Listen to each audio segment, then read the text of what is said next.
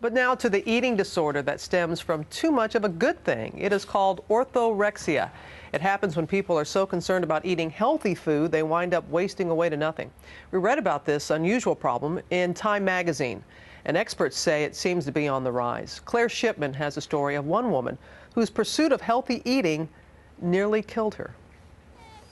Can I get some lunch, Lexi? You hungry? Yeah. Lunch. 3 years ago, that word alone would have almost paralyzed Christy Rutzel. I stayed away from restaurants.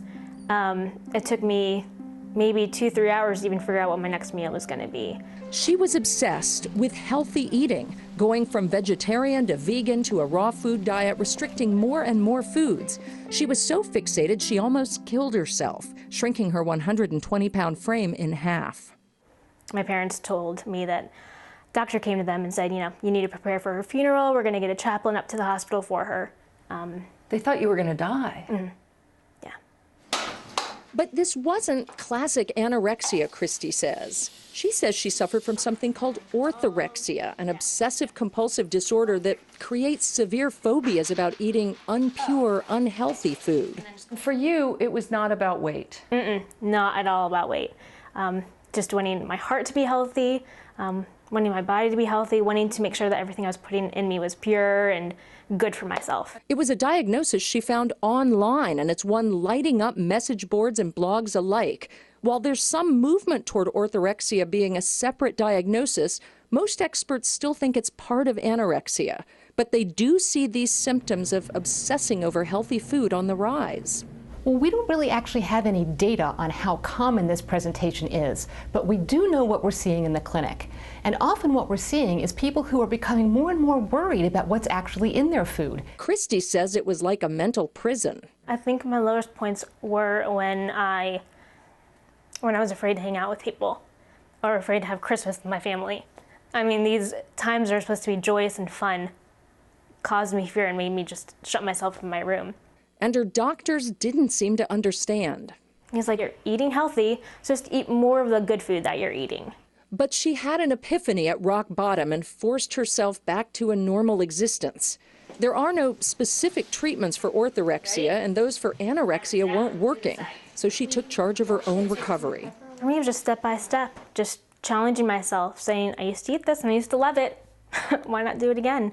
We're bombarded with pressure to eat healthy today, but experts aren't exactly sure that's why these symptoms are on the rise. Well, one of the things that we think is that there might be an anxiety component to this.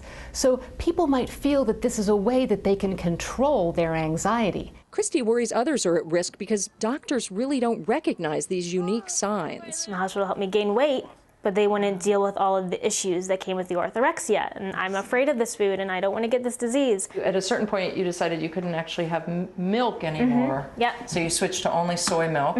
Yep. And then at one point I wanted to cut out all dairy. Today, those fears are gone. She'll indulge in most anything. Someone could buy it. Chocolate I had to try the new Cheerios. chocolate Cheerios. Yes. I mean, every girl loves chocolate. Christy's become an evangelist about her counterintuitive message, especially with her soon-to-be stepkids, Alexis, Luke, and Liam. Too much healthy can be a bad thing. My parents probably were planning my funeral. And here I am today giving people hope and telling them you don't have to suffer through that.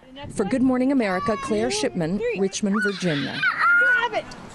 Dr. Marie Savard joins us now with more on how eating healthy foods can become unhealthy. We really haven't heard much about this. What are the underlying issues here, Marie? Well, I think I would say, Robin, first of all, this is probably an obsessive type of eating that we should take seriously and maybe do a little more research, learn more about it. But what seems to happen is it's not, they think that they're eating healthy, but in fact, these men and women, because actually young boys get this as well, are actually restricting their food so much that they're taking in very little, gradually lose weight, get malnourished, and even emaciated. They may think it's about being healthy, and as opposed to being thin. Sure. But a lot of experts really believe this is just a symptom of an underlying disorder, probably serious, something like an eating disorder or even obsessive compulsive disorder. Because you think on the surface, healthy foods, fruits and vegetables, how can that be unhealthy? But it's all about balance. That's something you always are telling us. It's true. If you're just eating fruit and vegetables, so for example, I mean, we know that we need a wider array of foods. So, for example, a lot of these patients will eliminate the milk, the meat, and the dairy. And that has the complete protein that our bodies don't make by themselves. So you need those amino acids as the building blocks for your tissue.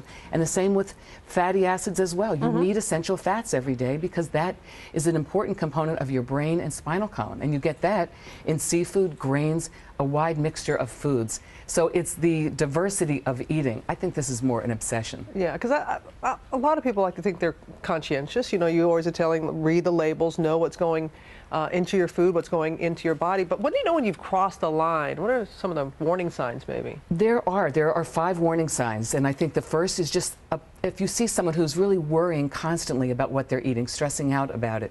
Second is ritualistic eating. If they're eating the same food in the same way for the extended period of time. So you heard in the piece Christy took up to 2.5 hours to prepare. And then the third is if they're reading labels to a large degree. Yes, we all look at labels, but if you see someone really focusing on everything that they eat and looking at the label before they eat. Fourth is social isolation. That's really important. If you're no longer going out with your friends, not even doing holidays together. And then last is the weight loss and the nutritional deficiencies. That's something that could be a heads up too. Got to look out for that. Marie, thanks so much.